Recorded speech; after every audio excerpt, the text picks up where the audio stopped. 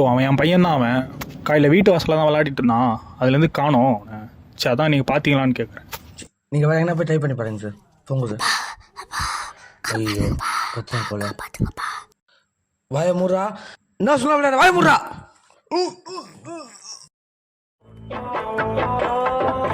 இருப்பா பேசுறேன். அப்பா தம்பி என்னப்பா ஆச்சு? வர என்னாச்சு? அந்த ஆட்டோல அவன் மூட சொன்னா சரி. இப்போ கூட ஒன்றும் இல்லை.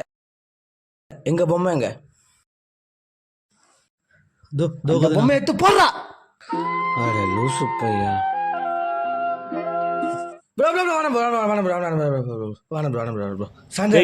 மரியாதை போயிடுங்க. டேய் எனக்கு செஞ்சா சொல்ல மாட்டான்னு நினைக்கிறேன். சைலண்டா ப்ரோ உன் கையில ஏதோ பூச்சி ஓடுது பாரு ப்ரோ.